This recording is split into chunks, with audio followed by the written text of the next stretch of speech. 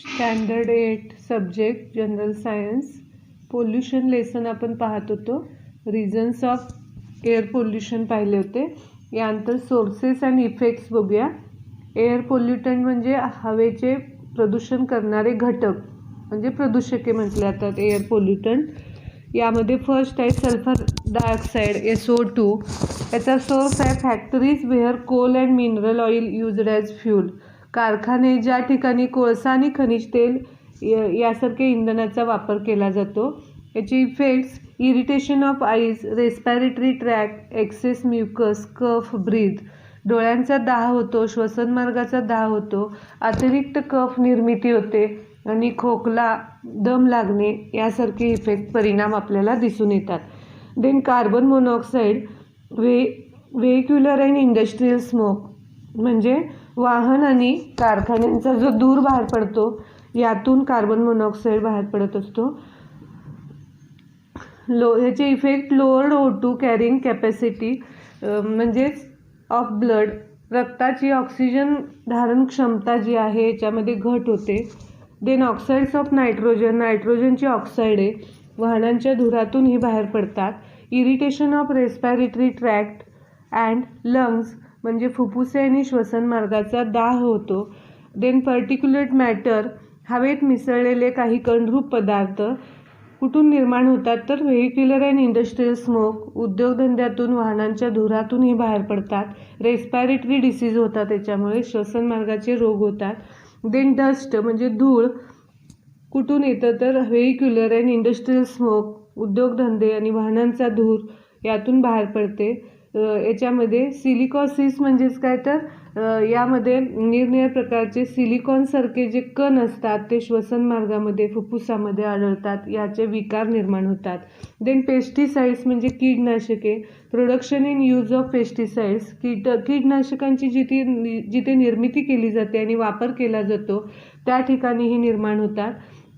ह्याचे विकार कोणते होतात तर mental weakness, death due to prolonged exposure, मनोदौर्बल्य होते म्हणजेच यामध्ये मनोविकार होतो आणि दीर्घ श्वसनामुळे मृत्यूसुद्धा होऊ शकतो. Then methane CH4, industrial leakage, याच्यामध्ये कारखान्यातून होणारी वायू गळती जी आहे याच्यातून मिथेन वायू बाहेर पडतो.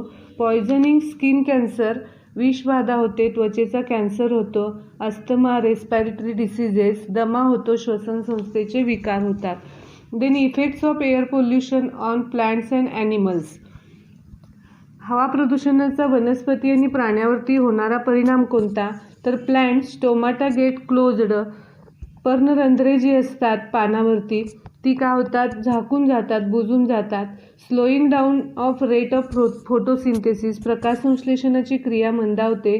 Growth is retarded, leaves fall off or become yellow, वनस्पतीची वाढ खुंटते, पाने गळतात किंवा पिवळी पडतात.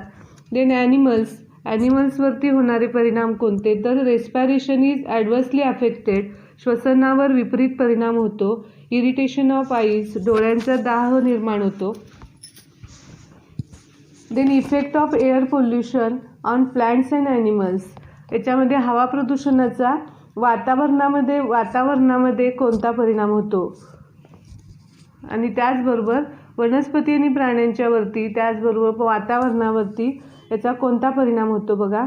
डिप्लिशन इन ओझोन लेअर म्हणजे ओझोन थराचा ऱ्हास होतो, नाश होतो. Earlier we have studied that ozone layer is present below the stratosphere at the height of 48 kilometers from Earth's surface and it protects the living worlds of the Earth from ultraviolet rays radiation from the sun. However, nowadays ozone layer is getting depleted due to following reason. म्हणजे वातावरणाचं जे स्थितांबर आहे या थराच्या खालच्या भागात ओझोनचा थर आढळतो आणि सूर्यापासून उत्सर्जित होणाऱ्या अतिनील किरणापासून ओझोन वायूचा थर पृथ्वीवरील सजीवसृष्टीचे संरक्षण करतो. परंतु आता या ओझोन थराला खालील कारणामुळे धोका निर्माण झालेला आहे. Green house effect and global warming म्हणजे काय तर हरितगृह परिणाम आणि जागतिक तापमान वाढ झाल्यामुळे याच्यामध्ये through CO2 is present in very less quantity in atmosphere, वातावरणामध्ये अगदी कमी प्रमाणामध्ये CO2 असला तरी तो it plays very important role of absorption of solar heat. तो काय करतो, तो सूर्याची उत्सर्जित ऊर्जा शोषून घेण्याचे काम करत असतो. Over the last 100 years proportion of CO2 has been increased due to industrialisation. आणि औद्योगिकरणामुळे वातावरणातील CO2चे प्रमाण वाढले. Effect of this CO2 on earth temperature is nothing but greenhouse effect. आणि त्यामुळे काय झालेलं आहे, त्याचा परिणाम पृथ्वीच्या तापमानावरती होणारा परिणाम, CO2चा पृथ्वीच्या तापमानावरती होणारा परिणाम म्हणजेच काय, ग्रीन हाऊस इफेक्ट म्हटला तर. यामध्ये similar to CO2, nitrous oxide, methane and CFC also trap the heat. Collectively these are called as greenhouse gases. यामध्ये मग CO2चे प्रमाण जे आहे, नायट्रस ऑक्साईड, मिथेन वायू व CFC हे पृथ्वीवरील वातावरणातील उष्णता रोखून ठेवतात. एकत्रितपणे त्यांना हरितगृह वायू असं म्हटलं जातं. Then global temperature is gradually increasing due to greenhouse effect. वाढत्या हरितगृह परिणामामुळे हळूहळू जागतिक तापमानामध्ये वाढ होत आहे. Due to this atmosphere is changing. त्यामुळे हवामानात बदल घडून येतो आहे. Causing disturbances in agriculture yield. पिकांचे उत्पादन याच्यावरती परिणाम होतो. Distribution of wild animals. वन्यजीवाचे वितरण यामध्ये बिघाड होतो. Icebergs and glaciers are melting causing increasing sea level. यामध्ये मग हिमनग आणि हिमनद्या वितळून समुद्र पातळीमध्ये वाढ झालेली दिसून येत असते. Then acid rain. Acid rain म्हणजे आम्लवर्षा. म्हणजे काय, तर oxides of sulphur and nitrogen are released into atmosphere through burning of coal, timber and fuel oils. कोळसा, लाकूड, खनिज तेल यासारख्या इंधनाच्या ज्वलनातून सल्फर आणि नायट्रोजन यांची ऑक्साईडे वातावरणात सोडली जातात. Those oxides mix with rainwater and form acids like sulfuric acid, nitric acid, nitrous acid, etc. आणि ही पावसाच्या पाण्यात मिसळून त्यापासून सल्फ्युरिक आम्ल, नायट्रस आम्ल, नायट्रिक आम्ल तयार होतात. These acids mix with raindrops.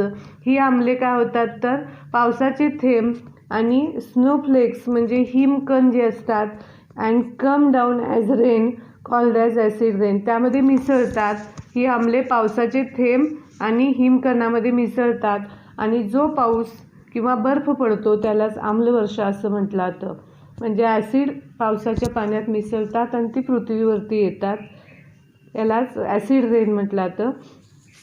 Effects of acid rain. याचे परिणाम कोणते. Acidity of soil and water bodies increases due to acid rain. आम्लयुक्त पावसामुळे मृदेची व पाण्याच्या साठ्याची आम्लता वाढते. It harms the aquatic organism, plant and entire forest life. Total ecosystem are adversely affected. जलचर प्राणी, वनस्पती, जंगलातील जीवांची हानी होते. परिसंस्थेवरती याचा परिणाम होतो.